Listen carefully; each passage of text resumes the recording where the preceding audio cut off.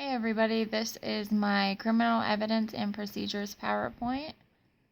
The first slide I have here just basically talks about evidence. It is information that people base decisions on. It is presented in courts to the judges, the jurors, for them to kind of decide if there is enough evidence to convict a person. It consists of testimony or physical items presented to judges or jurors. It usually sheds some light of the truth one way or another. The two forms of evidence that I have found most helpful throughout this course is circumstantial and direct. Direct evidence is obviously just an eyewitness. It's pretty much the most important evidence, I would think. Circumstantial is an indirect approach to proving the facts in dispute. Next slide here I have talks about the rules of evidence in which they determine how the trial can be conducted, what persons are eligible to be witnesses, the matters on which can be testified, what type of stuff is admissible and what isn't, the methods by which articles are collected at crime scenes, and obviously all the regulations and guidelines that the persons within the courts have to abide by and follow for a good trial. Next, I have what to do when finding evidence. The crime scene investigators have to mark the objects properly. When they find hair fibers or other traces of evidence, they should be bagged in a plastic or paper, whichever is preferred. They should always wear gloves that protects any type of fingerprints from possibly being damaged or destroyed. They should date and time the objects that are found. They should tag it, put a case number on it. The signature of the officer who found it should always be there.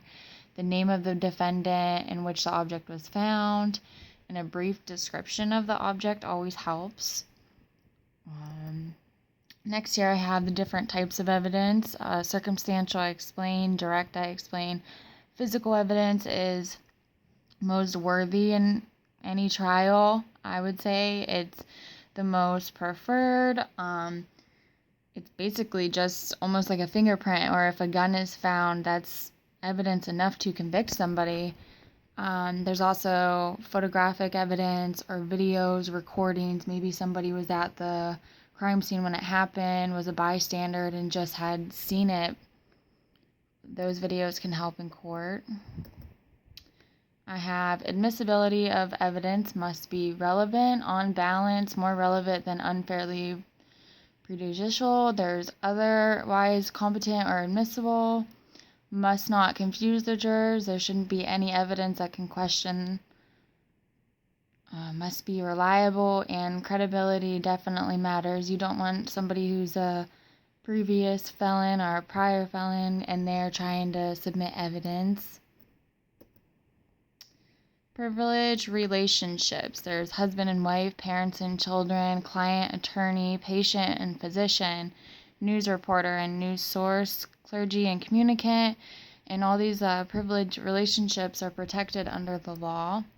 If I'm going to see a psychiatrist or any type of doctor, I expect my information with them to be disclosed. I expect them not to tell anybody, even my parents.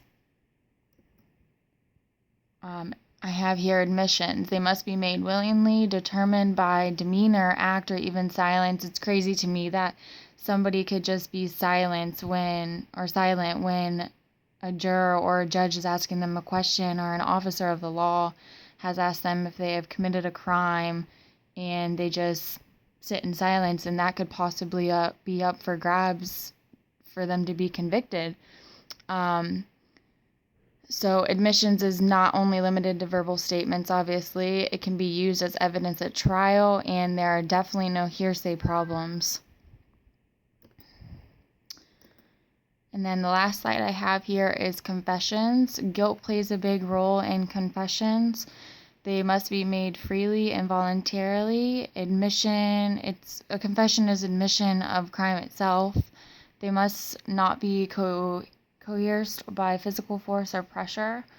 Many officers back in the day would just physically harm or abuse people to get what they want to hear out of them, and I don't think that's the way to go about that. I think somebody should definitely voluntarily make their confession for it to be admissible in court.